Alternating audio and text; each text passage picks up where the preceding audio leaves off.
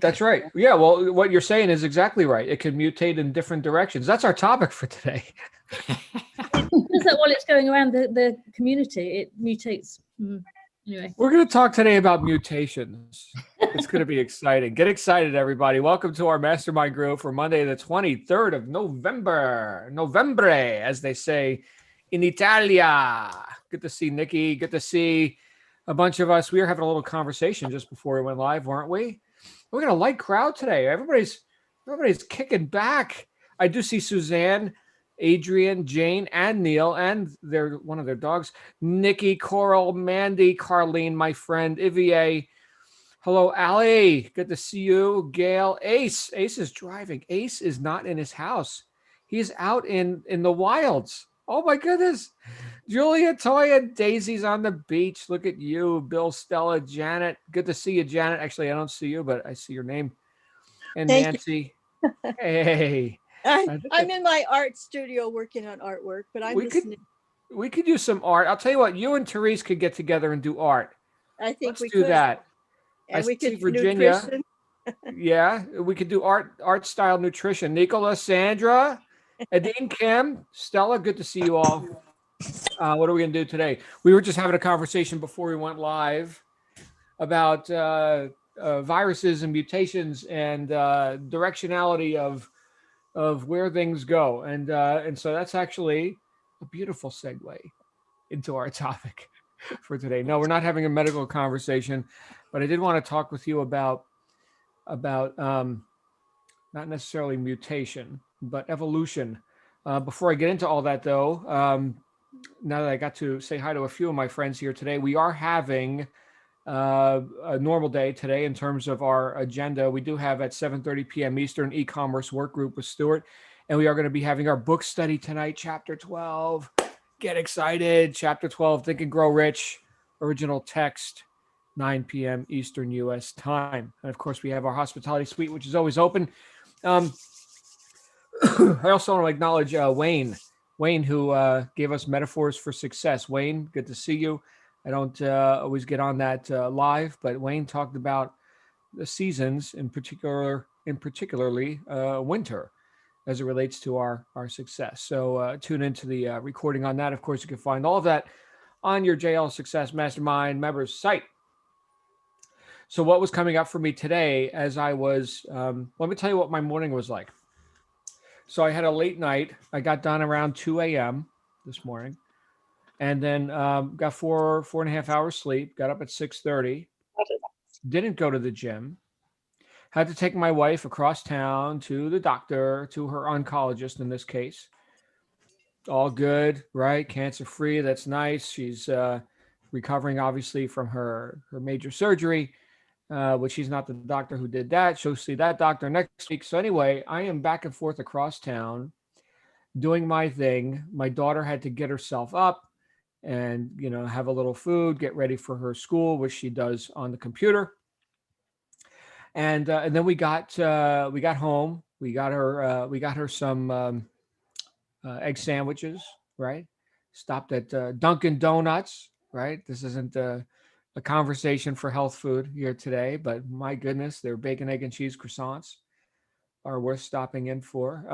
And she got her jelly donut, and she likes the Boston cream. And we had a little time just before I got on here, a little time to have a little bit of family, talk and what's going on. Make sure you eat your vitamins, Trinity, right? Make sure you, and I know I've talked with you guys before about how I attempt to be a good father, right, to my daughter. And for those of you who don't know, her name's Trinity. She was named after the character in the 1999 movie, The Matrix.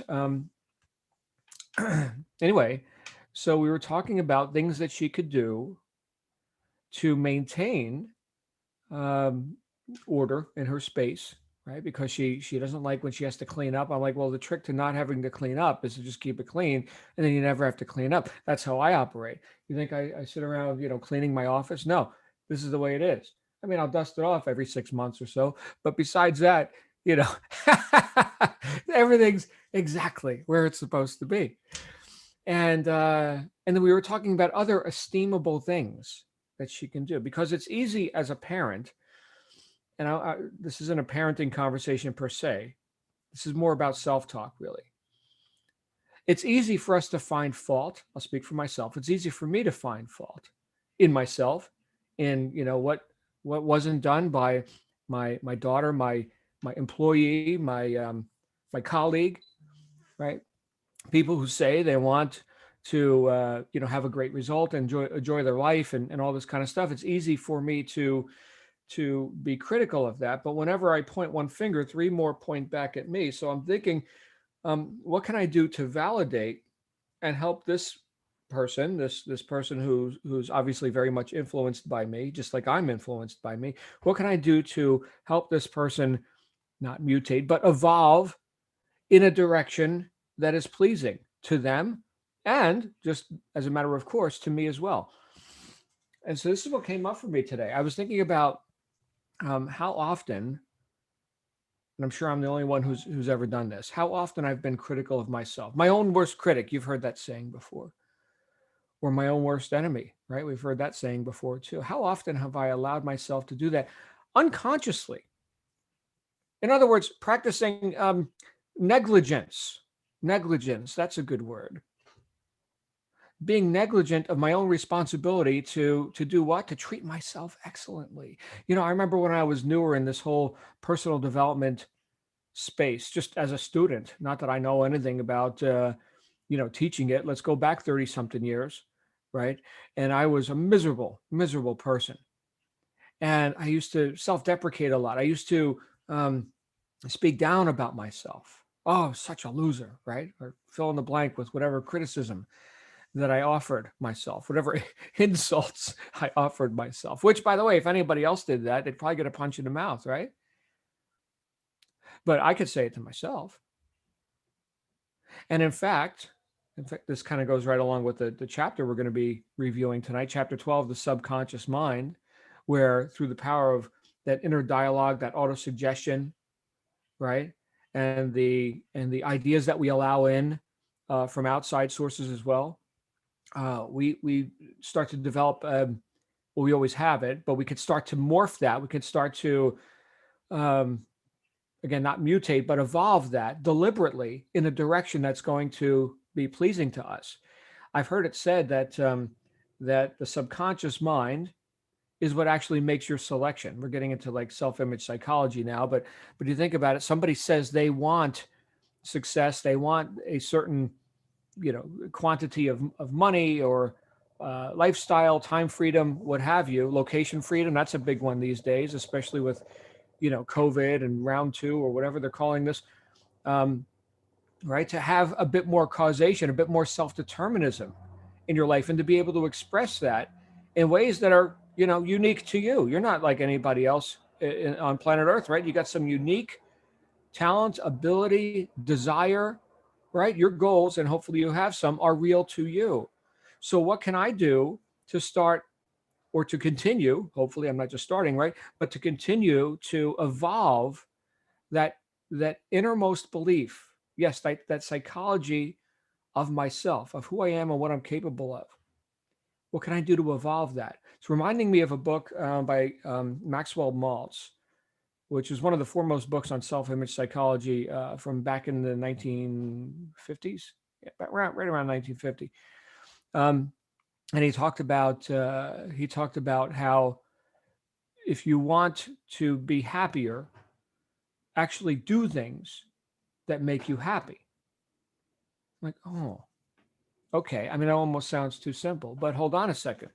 That means that I get to now assess deliberately. I get to assess what is it that makes me happy. And when I took inventory of what makes me happy, there's a few things. Fortunately, it's not a whole lot of complicated stuff. There's not a whole lot that is necessary to make me happy. But I will tell you that I am happiest. I'm happiest when I am solving problems that are solvable and that I can know about, right? I mean, you want to be unhappy? Try and solve unsolvable problems or unknowable problems, right? If I'm getting too far afield, if you're not understanding what I'm saying, but you can look back and I'm sure you could see times in your life where someone gave you an unsolvable problem. Kind of like you've got responsibility, but you don't have control. That doesn't work, right? That's called an unsolvable problem. Got to be able to have control. So yes, I feel happiest when I'm solving problems, knowable problems, towards known goals. In other words, I'm accomplishing something. I'm moving in the direction that I, through my own self-determinism, chose for myself. Now, everyone here engaged in this conversation, you've done it by choice, right? I mean, nobody just showed up because of the entertainment value of all this. As spectacular as I like to think I am, there's definitely more entertaining. You could be watching Aquaman right now, and I'm sure there's reruns of Ren and Stimpy. And where did that come from? I haven't seen a Ren and Stimpy episode in probably 20 years. It was a great cartoon nonetheless, but there's other things you could be doing. You choose to be in this conversation. Okay, why?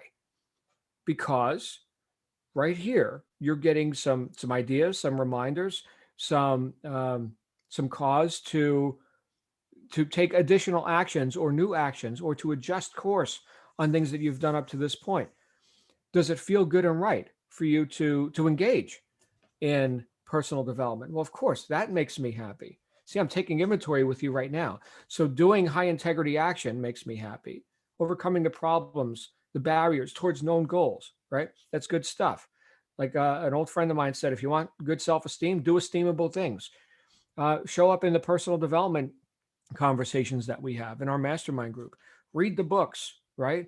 People spent, in this case, with the book we're on now, Napoleon Hill spent 20 years writing this. Well, read it, right? Honor the guy for what he did, and honor yourself, right? With putting in good information. We've talked about this before when it comes to daily method of operation, our routine, which I obviously didn't have today because I had to hit the road and take my wife across town to another doctor's appointment. But exercise, right? I could still do that today. It's only 12 minutes after 10 a.m. here. My calendar's completely packed, as it always is, but I can go ahead and do a little bit, some calisthenics, something. I may not make it to the gym today. In fact, I can pretty much guarantee you I won't, because if I don't do it first thing in the morning, it ain't happening. What else makes me happy? Well, let me say this. How else can I be excellent to myself? That's the other side of it, right? In fact, you can give yourself this command: be excellent to yourself. So rather than being critical of myself, I can observe that self-talk. And I was like, you know what, John? You deserve, oh, I like that. You deserve to go have a little exercise time. You deserve, in fact, I did this yesterday, to jump on your Harley and turn off the phone and go like watch asphalt go past you, right? With the Arizona sun. I did that yesterday. That makes me happy, right? I like doing that. So that's a bit more of that.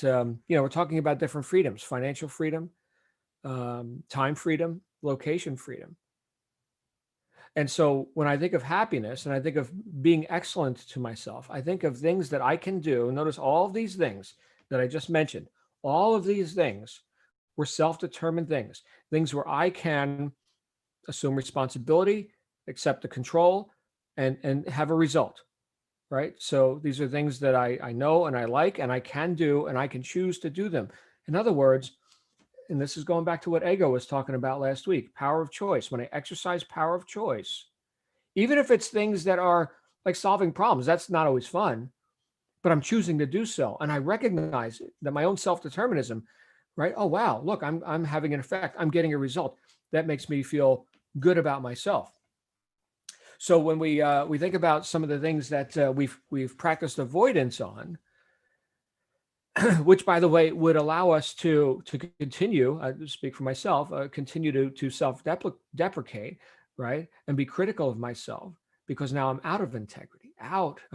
You see, once you know what the right thing to do is, and you don't do it, right, that now we're on the reverse vector. Now we're going in the wrong direction.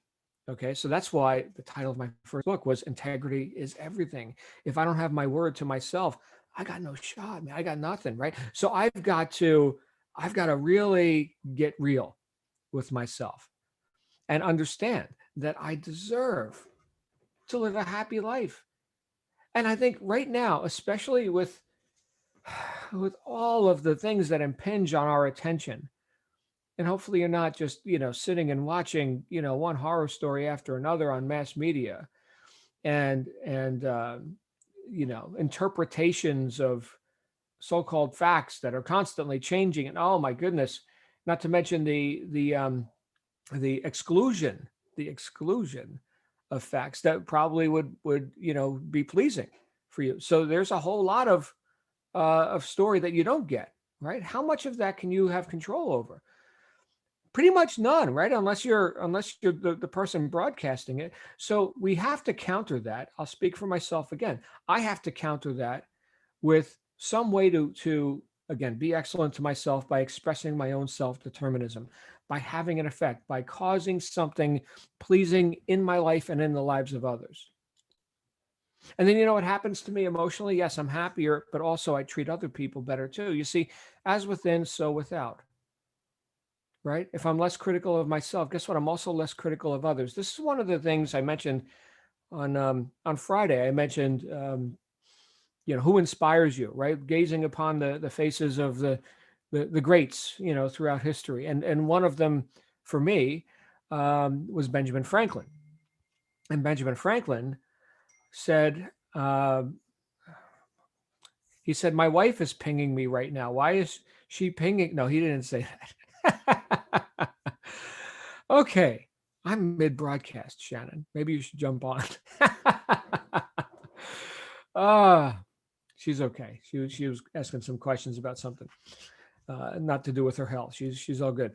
But Ben Franklin, right? So Ben Franklin, when I studied his biography, he was pretty gracious. He was dismissive of the foibles of others, and foibles in some cases meant actual wrongdoing, like not just negligence or a mindless mistake, but someone, let's say in business setting, right, would actually do him wrong, right, attempt to cheat him or something. He would be gracious with the foibles of others. So just right there, that attitude of kind of not being so emotionally involved, being a bit above it all, and seeing even something that could be malicious, right? Could be, that's just their own ignorance.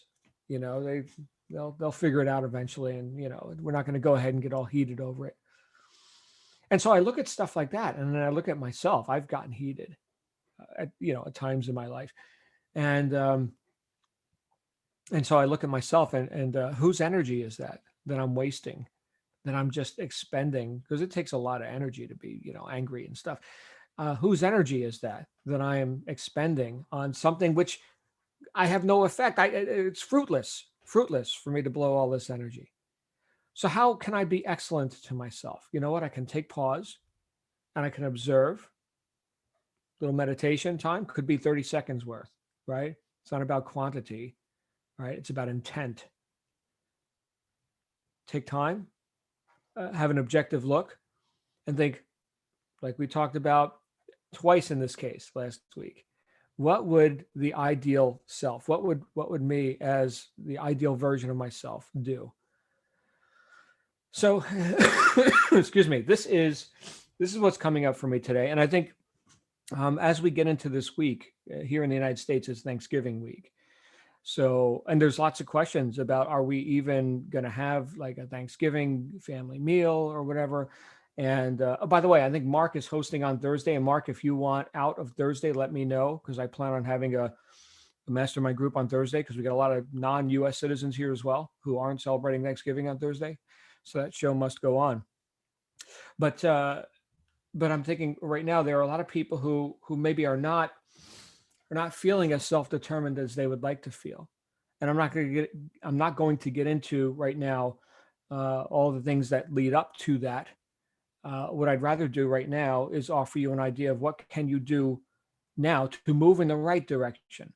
And I would say anything that you can be self-determined about, go ahead and express that to yourself, and know that the word is that you deserve to, right? You are a high integrity person.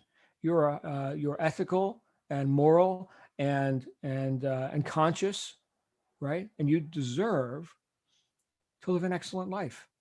I don't think anyone was placed on this planet to just survive like a friggin' rat. By the way, rats are pretty cool. Okay, but you're a bit higher than the rat, right? So be at least as excellent to yourself as the rat is. The rat has no problem going and getting the cheese, right? Here I come. I'm not saying walk around being entitled, pushing your weight around. Okay. Rat definitely has its limitations. Man, I've gone pretty far afield. Okay. But hopefully you're picking up what I'm laying down here. The idea though here is to put a little swagger in your step and do that by doing esteemable things. Be excellent to yourself and definitely speak excellently about yourself to yourself, and then see how you can do the same for other people too. I had a conversation with someone just the other day. In fact, it was here. It was I was on a sales call, and I was talking to a client, and my wife overheard me. She's all the way across. We had the doors open. She's all the way across the loft into the bedroom. I'm here in my office, and I happened to walk in there, and she said, you talk really nice to people, unsolicited, right? You make people feel really good and welcome. So she was just overhearing like something that I do habitually, right? So think about that. Think about if you were your prospective customer, how would you talk to you? I guess that's the punchline today. How would you talk to you if you were the customer? Because in fact, you are. And with that, I'm going to shut up. And we're going to open up the microphones for whoever wants to talk. I see Caroline's cat's got her tail in her face as usual. Hey, Carlene, you've got the floor. Come on down. Hi, John. Hi, everyone. It's an amazing discussion. When you mentioned, John, that you said today we're going to talk about evolution, I'm like, yes, because it's something I think that we need to talk about every single day. We just need to mention it. And like so many things you said. So the first one was that people were worried about Thanksgiving. Are we going to have a Thanksgiving this year? How's everything going to be? What's Christmas looking like? And then I remember my daughter, she's a toddler. So we drop her off to nursery. Every day she goes to nursery, her friends greet her like they've never seen her before. Like it's a reunion every single day. And I'm thinking, well, these kids, like you were here yesterday, why are they so excited? Whenever each one comes in, they all scream and hug each other and act like they've been separated for years. It's just the most pure, innocent joy. They find joy in everything. You bring in a balloon and they're completely mind blown. A balloon. The things that excite them. And it always reminds me how that's who we are supposed to be as human beings. We're supposed to just be naturally happy. And there is nothing more pure and natural than children at play, because they don't have any of the social conforms and constructs yet to get them to start seeing things and being really skeptical and dissecting everything. So that just shows me that we have this innate being inside us. We have this ability to be happy. We don't need all the trappings, and we don't need to have a specific things and trinkets that's going to bring us that joy. And even if many of us are going to be having Thanksgiving that's going to be different from the years before, prior to what's happened this year, we can still have that same joy, the same feelings we have that we've had before. It doesn't need to go away. We don't need to have everything the identical. Like, for example, like Christmas, we'd fly out, we usually go to the Caribbean. I can't do that this year, so I'm not going to see my mom, I'm not going to be with family. All my family, they're abroad. I'm going to be here by myself. And it doesn't take away from being grateful, being thankful. It shouldn't take away from us feeling that we're still blessed, if that's the way to put it. Because I never like to use the word blessed. I think it's a little bit like, fortunate's the word I'm looking for. We're all very fortunate. And I'm very fortunate that even if we're not going to be doing the things we'd like to do, we still have a community. We still have access to the devices that get us together and put us in a space where we can still share whatever we're going through, our joys, our sorrows. In the last 5 months, we've been able to see people grow. We've seen people go through so many challenges. We've seen people go through highs and lows, and we've done it together. And I know personally that I would not have been able to do it the way I've been able to handle this year without this group. I could not have done it. It's just a testament to humans coming together and doing what we do, the same way my daughter's nursery group does it for her every single day. I'm telling you, you need to, if anyone wants to understand pure love, Go sit in a nursery and look at those kids. They don't care. They don't judge. They couldn't care less. All they know is they're happy to be together. And that's how I know that human beings, this is what we're supposed to be doing. This is what we were made for. We were made for community. We were made for togetherness. And it just sucks that the pandemic took many people. It actually isolated many of us, but at the same time, it brought many of us together. And I appreciate every single person in this group, every single one of you. You're a superstar, everyone. And before I leave, I'll say something. When I joined Blue Sky, I remember doing my onboarding call. And when I was doing my onboarding call, we got to the end and one of the students was saying, oh, I need to leave right now because I need to get on John Lavenia's, it used to be the daily success calls. And I was like, what is she talking about? Is this something? And I'm flicking through my emails thinking, am I supposed to be on this thing? Because she seemed a little bit too excited to leave to get on that call. And I'm like, where is she going? And I would never forget the way that lady was like, I can't stay, I need to go. John's signing on right now. And I get it, because when I first sat there for my first call with John Lavenia, I was like, who is this man? Because the way he was able to just bring us together, it's like, words can't even describe it. And I know that I'm in a better place because of it. And I appreciate every single one. And it doesn't matter. I can go through anything I can go through because of this group. So thank you, everyone. Wow, wow, wow. Sign me up, damn it. Carlene. I love you, Carlene. You know, it was when we transitioned from one form of this group into another one, you were one of the people who came to me with an idea that I haven't forgotten because I got a near photographic memory, but you had a real impact on me. I just want you to know that. As much of an impact as you're saying that I've had, you've had one on me. So thank you. Thank you, my friend. And there's no other hands up, so we're going to go ahead and wrap up with that. Thank you all for participating. Oh, Nicola, hey, how are you, Nicola? I was running out the door. Look, I'll see you later. Bye. No, I wasn't going to speak, and I'll make it brief because I'm not. I like your plants, by the way. Is that real? What's that? That's not real bamboo, right? That's like a manufactured plant that you've got there? Yeah, it's artificial. Oh, it looks really good. Yeah, like my Dracaena and my ivy. Perfect. I never have to water it. All right, what were you saying? I'm sorry. Courtesy of IKEA, if anyone interested. No, I'm not feeling great today, so I'm quite drained. So I nearly wasn't going to come on this call.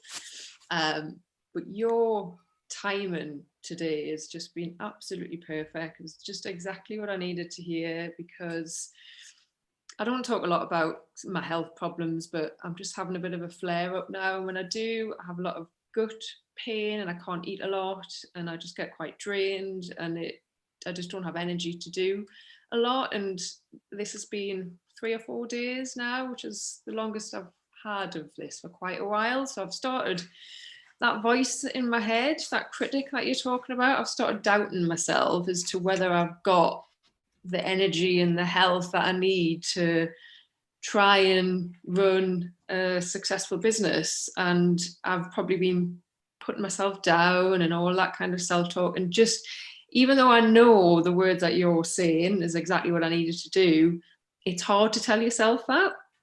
But just coming on here tonight and hearing you say those words is exactly what I needed to hear, because I'm sitting here now having a different conversation with myself in my own head. So I just wanted to say thank you very much. That is exactly why I'm part of this group, and that's exactly why I came on tonight. So thank you for that, John. It means a lot. Thank you, Nicola. And this is another testament to the evolutionary process, if you will. I don't know if that's exactly the right word, but here's Nicola, who also practices silencing her mind, right? Getting into a meditative, contemplative state, right? And yet she's experiencing a non-optimal temporary state. What Carlene was just talking about with, here's a story. I read this in a book that was written by a guru or someone who was talking about I can't remember which book it was, but talking about being in present time. And so there was a Swami in India, I suppose, and he's being chased by a tiger, right? So the instinct to survive kicks in, right? He's running, and he gets to the edge of a cliff, and he goes down the cliff where the tiger can't get him, and there's no way out. So he's probably going to die. He's going to jump off the cliff, or he's going to have to go back up and get eaten by the tiger. But he sees a strawberry growing out of the side of the dirt, and he picks the strawberry and enjoys the strawberry in that moment in time. Now, what can you do with that story? I don't know. Would I care enough to eat the strawberry? Well, maybe. I don't know. But the idea that, and who knows, maybe the tiger finds something else to go chase. But the idea that that we get so emotionally involved in what if, or or the regret of the past. The old saying, if you got one leg in yesterday and one leg in tomorrow, you're crapping all over today, right? So, Nicola, I love and honor you. Thank you for being here with us. And this too shall pass. We got a couple other hands up. We got Stuart and we got Ali. Hey, Stuart, what you doing? Hey, John. Hey, everybody. Happy Monday to you guys. Oh my goodness. What a great topic today. I think, even touching on Wayne's talk about winter and seasonality and how these things affect us. What a great reminder to be excellent to ourselves. And immediately when you said that, dude, do you know what I thought of? No, what? Oh, yeah. Right? Bill and Ted's Excellent Adventure. Oh, right? man, Bill and Ted. Be excellent to each other. So I just thought that was super cool, man. Thank you. That was the first thing that got to my mind. But that concept of we deserve to be happy, right? And I like what you were saying about taking inventory about these things. And I think we don't do that enough. Like, if we all just sat down for a minute and made a list of like, what are the things that make you happy? And I really appreciated the fact that it wasn't a long list, right? And I think if you were to ask most people across all cultures, what are the things that make you happy, right? We all probably would say many of the same things, right? Social things, family things, love, health, right? Doing things that make us feel fulfilled, and bring meaning to our lives, whatever those things are. But ultimately, I think you're right that it's probably not a really long list. And that's a reminder to me. It's so easy to get, sucked up in all of, the business tasks and getting stuff done and all that it's really easy to neglect ourselves. And I think I like the fact that you use that word too, negligent, right?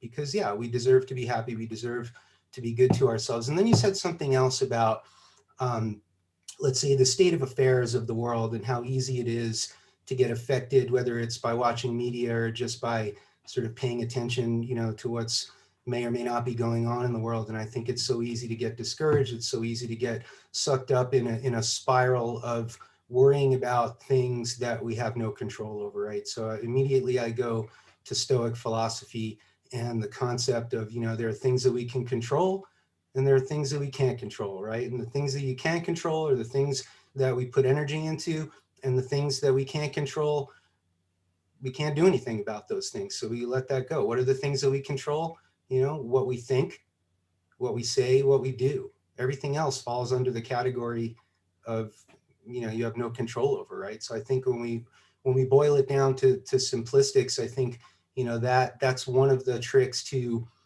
a tranquil life, or, living a happy life is not, being affected by the whims and the ups and downs of societal trends or changes, right? And I think that we can have a baseline of tranquility and happiness and contentment in our spirits and our souls when we realize, that we can affect change in our lives, and we take steps to do those things, and then the other shit, can't worry about it, man. Can't let it get to you. Thanks, guys. Happy Monday. Great to see you. Thank you, Stuart. Beautiful stuff. I see Nikki just put Carpe Diem in the chat. Seize the carp. That's good stuff right there.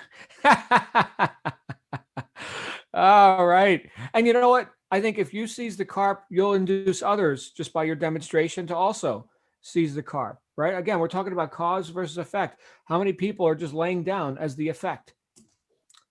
Stand up, right? Be cause. It's the happiest thing I can think of is to have an effect, to be cause.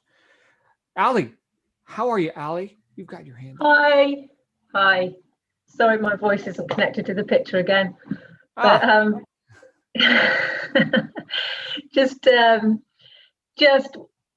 amazing. Thank you for this, John. Again, I think really I've slipped over the last few weeks in terms of keeping my routine going and keeping all my thoughts in check.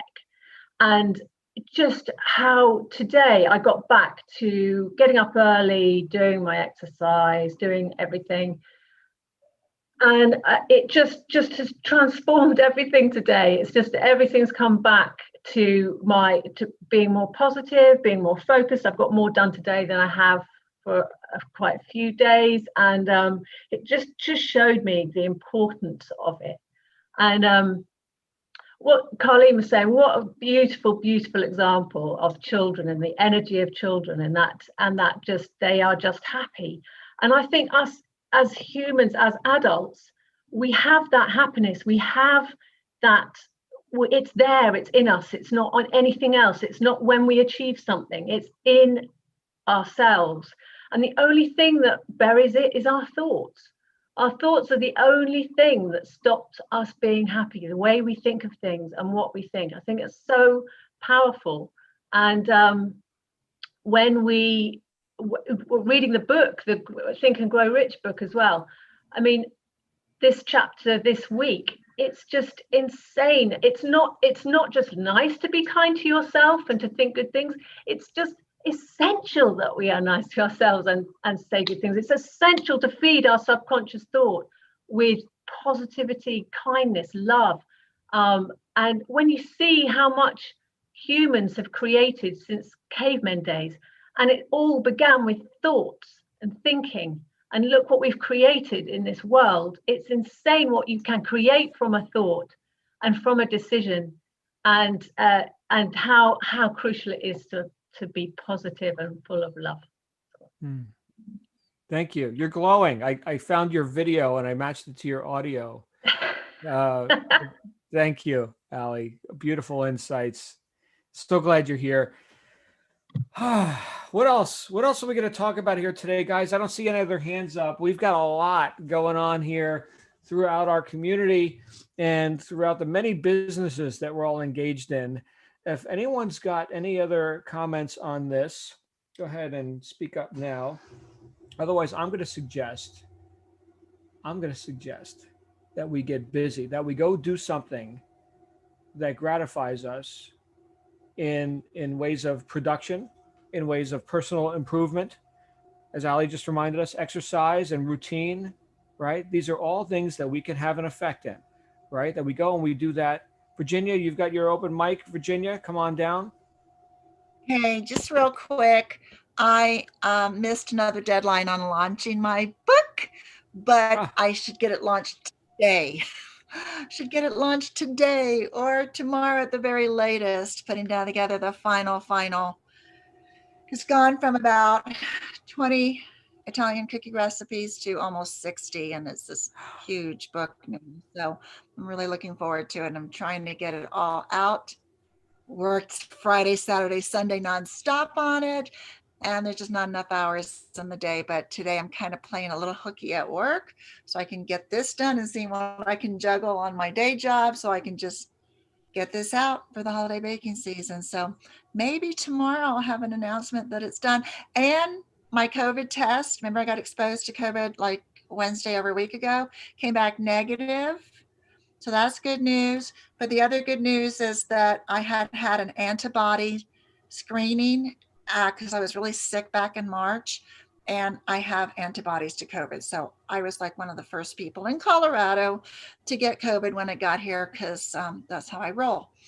So anyway, so maybe the antibodies are working, but there you go. that's good news. They are working. Yeah, there it is. So well done, Virginia. Now, for those who don't know, Virginia's got her cookbook coming out just in time for the holidays. Not Thanksgiving per se, but yes, certainly for the Christmas holidays, and that is the time to release books. So Black Friday, yeah. So that's this Friday, right? Yeah, Yeah. it'll be out definitely by that. Okay, I'll well, let we all everybody need a know. link because I can't cook and you can, and you write also, and I read. So let's put all that together, and I'll buy something. Thank you, my All friend. right. All right. Talk- Good stuff. you. Anybody else before we wrap up today? Okay, well, we will get back here together with Stuart, who we just heard from, for our e-commerce work group, and that's going to be this afternoon at 5:30 my time, 7:30 p.m. Eastern, and then again get through chapter 12, Think and Grow Rich, the chapter on the subconscious mind. We will discuss that at 9 p.m. Eastern tonight. You guys have a great day. You absolutely deserve it. Bye for now.